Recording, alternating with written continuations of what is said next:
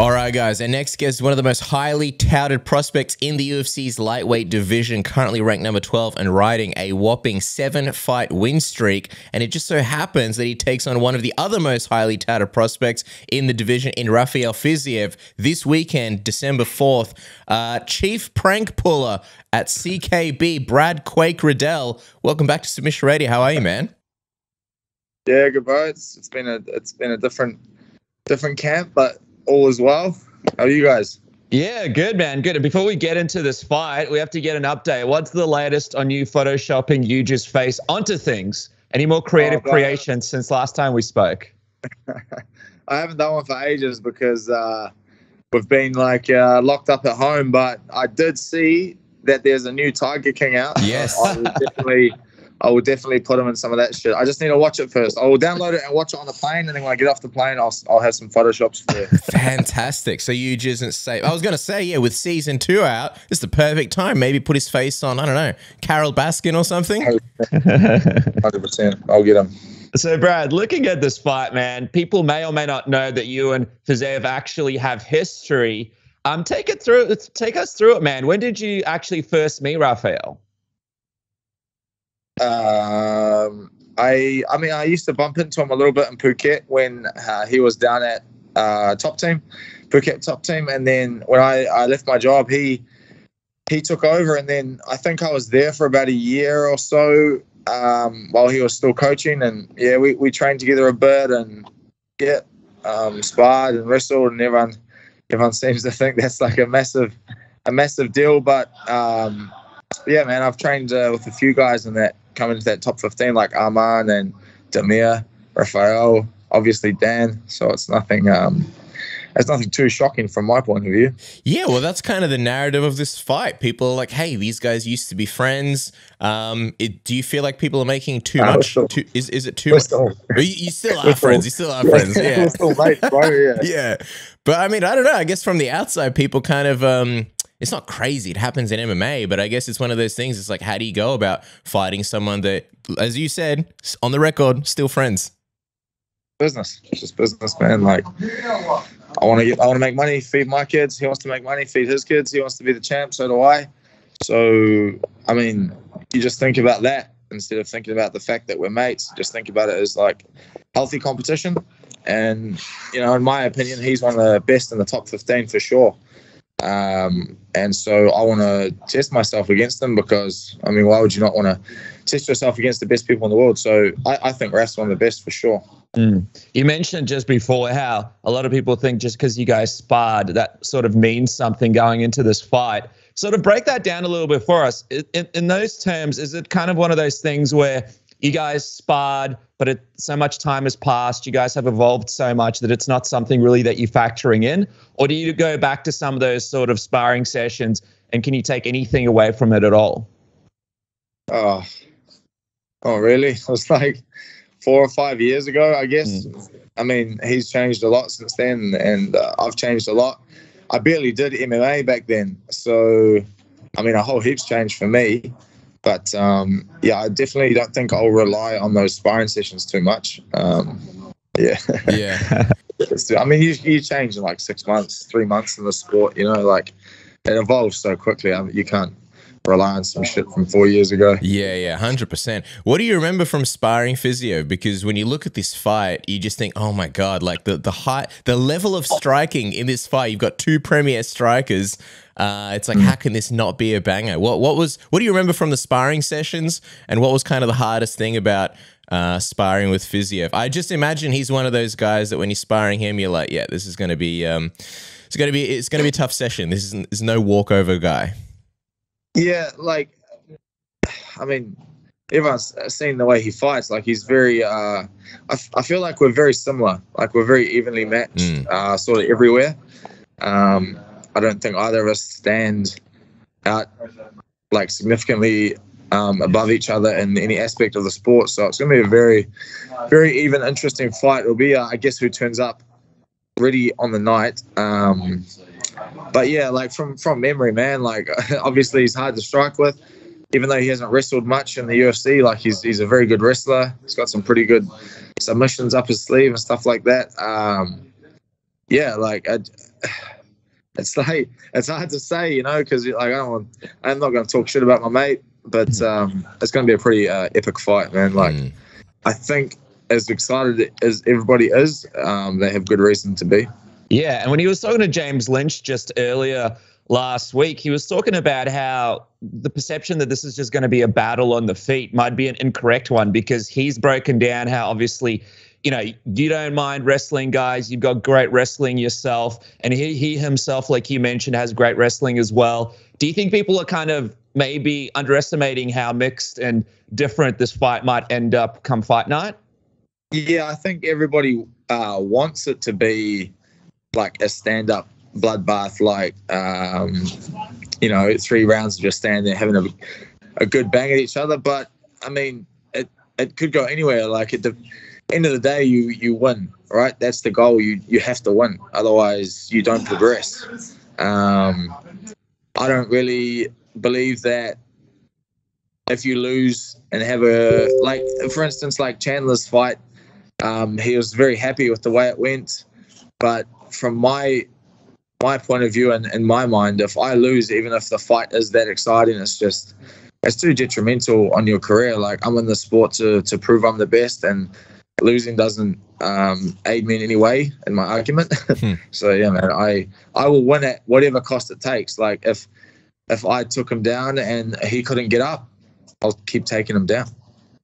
Dude, that's a very interesting perspective, actually, because so many fighters in the UFC have fallen in love with, hey, like, I'm just going to have one of the most memorable fights of the night, win or lose. But then they lose a couple of fights, and then they're no longer in the company, and they're like, hey, what happened? Like, I had the most memorable fight.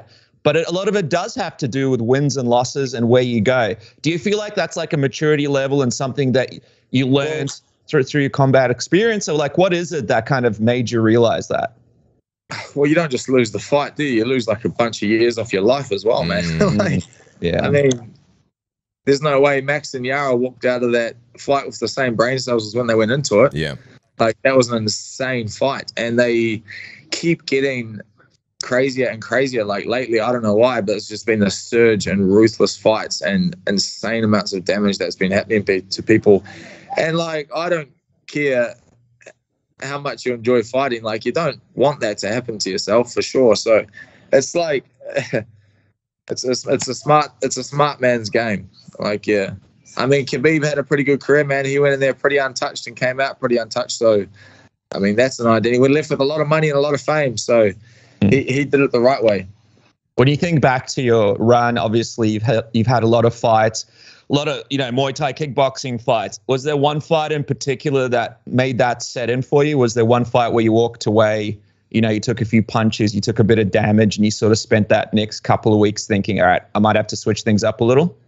Not really. Like, to be honest, in my kickboxing career, I was pretty unscathed, like, from fights. Like, I had a few cuts here and there and stuff, but they're not too detrimental to, like, my health compared to the MMA fights I've had, man. Like, the MMA fights I've had, holy shit. Like, once I got into the UFC, up until the UFC, I had a pretty sweet run. Like, I had a lot of knockouts, a lot of finishes, and a lot of, you know, low damage fights. But when I got into the UFC, I've had a lot of long, I've done every minute of every fight, I think, and they've all been pretty damn hard. So I guess the UFC is what's made me a little more careful with my, you know, well-being and longevity. I say that, but, like, I still keep having these crazy fights. But yeah, I know. But at least you can see that, like, it isn't your goal to have these fight nights. Yeah, I'm trying, but there's, like, you know, like everybody knows, man, there's just a crazy amount of skill in that top 15. So it's very hard not to have a hard fight.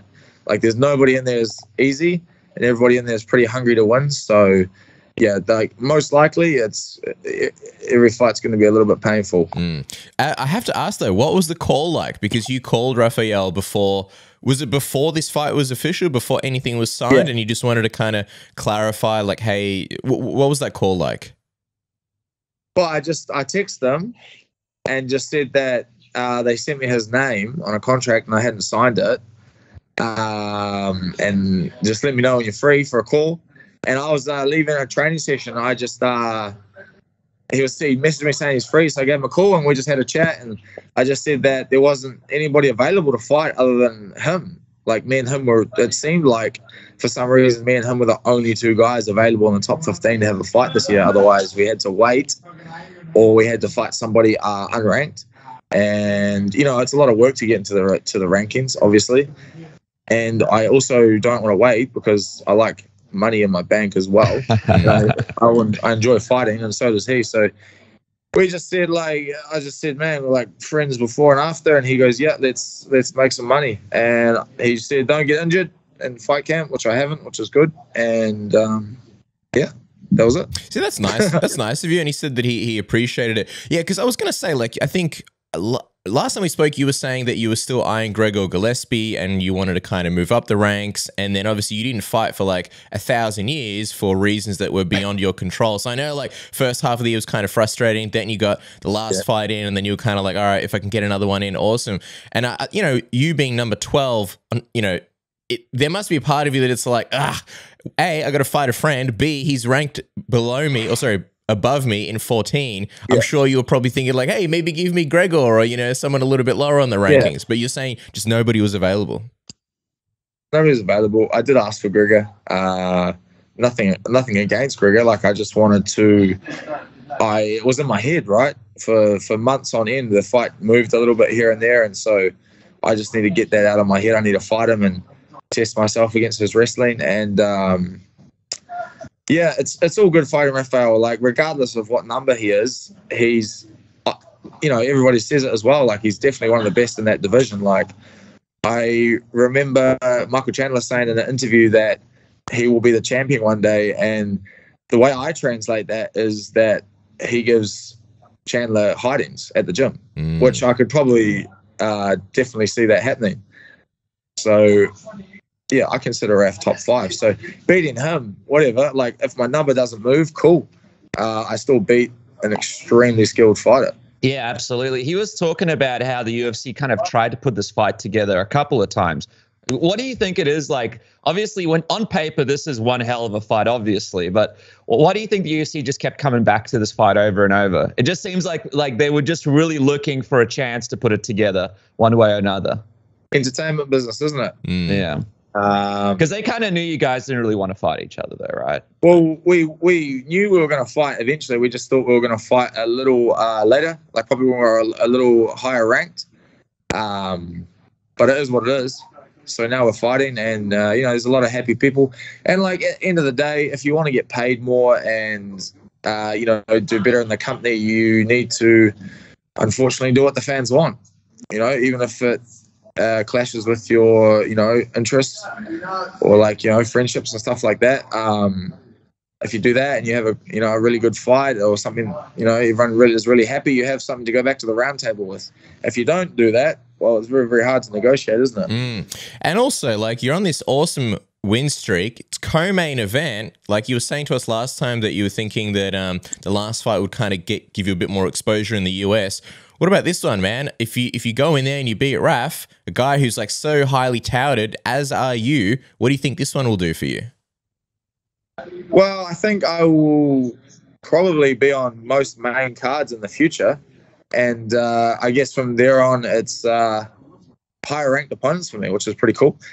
I would like to, bang another one out maybe in March if all goes well on this one. I think that would be a good time to have a fight, have a little bit of rest, and then jump back into it and try get 3 to 4 fights. And next year, that would be nice because this year's been a little bit stagnant. Mm-hmm. Yeah, I mean, we just saw the news the other day. It looks like the whole lottery system is being scrapped. New Zealand's opening up, and you guys might be back in action next year. Does that actually mean that no more move? I know you guys were thinking of moving to Australia, but now I guess there's no reason to even do that, right? Don't have to leave. It's so good. It's not good for us. We were hoping you'd be here. Yeah, America's all right. I mean, I have an American partner, but New Zealand's pretty good. If you've lived here, it's nice, and obviously, getting paid in American dollars and coming home with it seems to increase a little bit, so that's nice. Yeah. So we definitely are pretty happy that we can stay here and they're scratching this voucher system because the voucher system's a joke. I haven't really said too much about it. publicly, but man, it's just caused so many headaches, so many ball aches, and good riddance to that thing, that's for sure. You mentioned at the start though that it's been an interesting camp. What's the camp been like? We see you're at a gym. Do you still have people, outside your gym scoping you guys out, shooting you guys on the long lenses? Am I at a gym? Well, you got the nice blur effect on Skype, so I don't actually know where you are. You could be in a real estate office, technically. I'm sitting in my lounge. Yeah. Yeah, camp's been different. We've had some people scooting around trying to catch us, successfully and unsuccessfully. Don't like those people. And yeah, man, so we've had the mixed training up, find location X, and I've had a couple of mates that have stuck with me for the whole 10 weeks, every single day, every single session, and pushing me through this. So yeah, I feel better than ever, and I'm grateful for those guys for helping me out. I'm not going to name them and snitch on them, but yeah, man, I'll tell you guys after everything's legal again. Okay. Yeah, but just before you go, Dennis, I was going to ask you, do you feel prepared enough to take on a monster like Rafael? Because you were saying this is not a guy that you can really fight unless you've had adequate training. And I was wondering, what is your training looking like now? Yeah, it's been the same as always, just less people, but very quality people. Like the guys that I always train with in a different, smaller gym, but nothing's been different. I got to go home a little bit earlier because we usually train quite late at night, so I got to train a little bit earlier at night. That was nice. But yeah, man, it's been good. Yeah, awesome, man. Awesome. I can't wait for this fight. The big question is, where are you guys going to be watching it? You're going to be watching it at home by yourself, or maybe you want to go to the pub, have a few pints, maybe catch a meal. If so, the big question is, which pubs are going to be showing the fights? Is there commentary? How many screens? These are the things that are important to know. And our good friends at Match Pint just make your life easier. If you download the app, you just punch in what sports you're into, you select the UFC this coming weekend, and then it shows you all the pubs in your area that are showing the event, even things like prelims. It shows how many screens they have. It shows if the pub is pet friendly, if there's commentary, certain fixtures, certain deals, like maybe some pubs are giving away free pints. And then when you find the pub that you and your friends are interested in, you just hit the map button and bang, it opens up your Google Maps or Waze or whatever you use, and then it takes you straight there. So you could be the hero of your friends with Match Pint. No more calling around stupid pubs and asking, waiting on hold, hey, are you showing this? Are you showing that? Match Pint, your best friend for sports, right, Dennis? Yeah, man, and support the Aussie boys as well on the card. Got Jimmy Crew and Jake Matthews on there as well. So it's going to be a lot of fun coming together with your mates and trying to support some of the Aussies and the Kiwis on this card, enjoying the fights as well. So make sure to jump on, download the app right now by clicking the link in the description below and get ready, because Match Pint is your best mate for sport. But Cass, speaking of the guys on the card, like I mentioned, you got Jimmy Crew, Jake Matthews, obviously Aldo Font, Rafael Fiziev. This card is going to be going off, and there's only one place to go to make some money on it, and that is at MyBookie. Sign up today and double your first deposit with a code word submission. You guys can jump on to have the best odds, the best bets, the best opportunities to make some serious money, whether it's MMA, NFL, NHL, NBA. There's only one place to go, and that is MyBookie. Bet anything, anytime, anywhere with the code word submission and MyBookie, Cass. That's right. Make some cash ahead of the holidays. Speaking of the holidays, ho, ho, ho, everybody. The holidays have come early with our good friends at Manscaped. This year, give everybody the gift of a smooth, freshly shaved sack.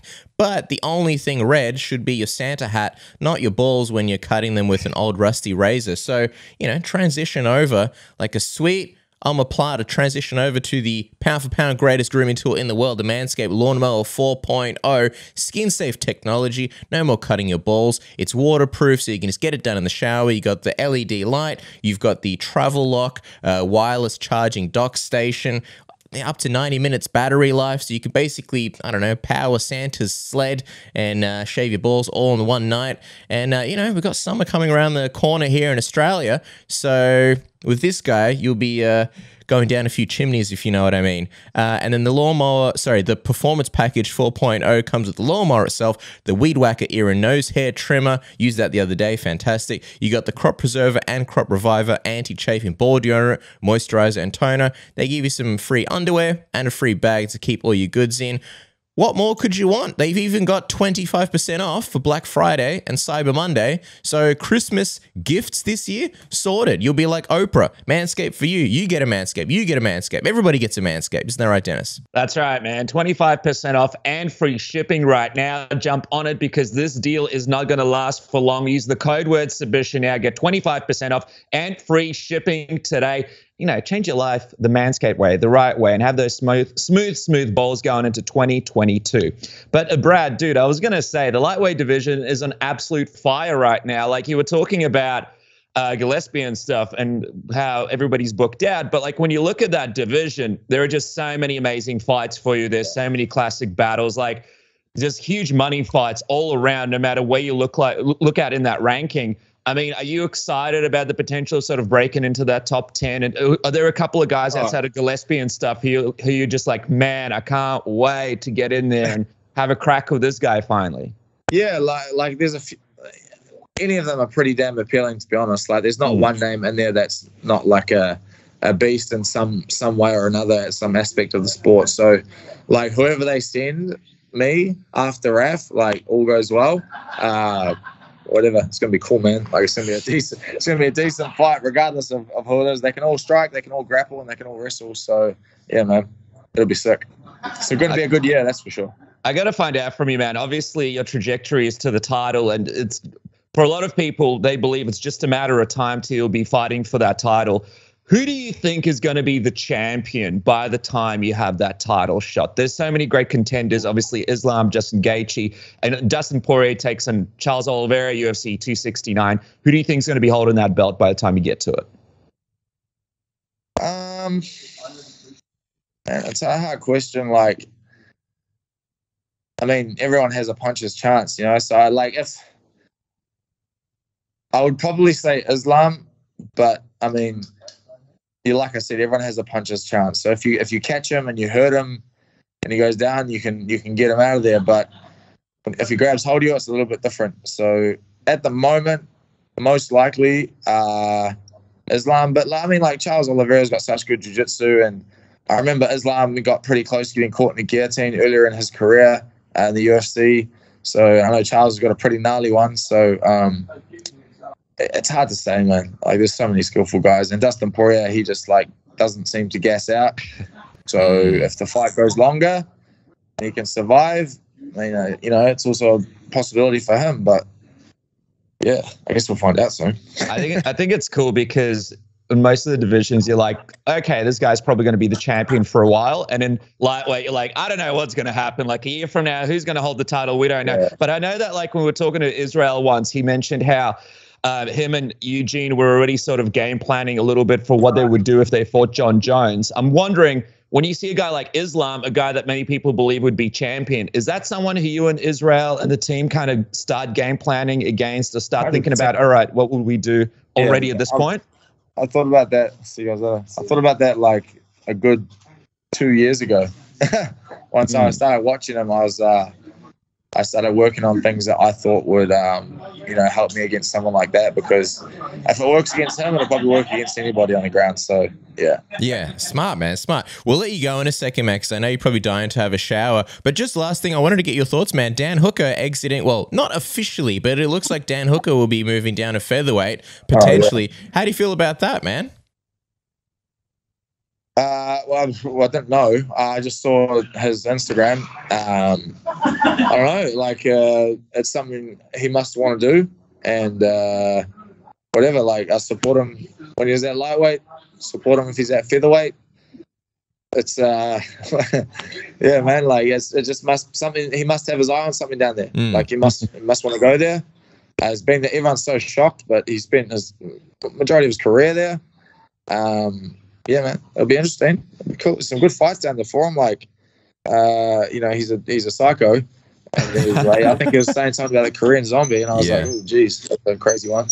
Is there like almost like a relief for you? Because I imagine you would fight Dan similar to the way you're fighting Raf, but again, it's like you wouldn't want to have to do that unless it's like for a belt or something. You wouldn't want that. Is there a bit of a relief where you're like, all right, well, look, I don't have to worry about that ever happening, being matched up, and then now it's kind of like you can be the premier CKB guy at lightweight. Well, it's nice knowing that, like, the only way I would fight him would be for the belt, and now I don't potentially have to worry about that if he does go to featherweight.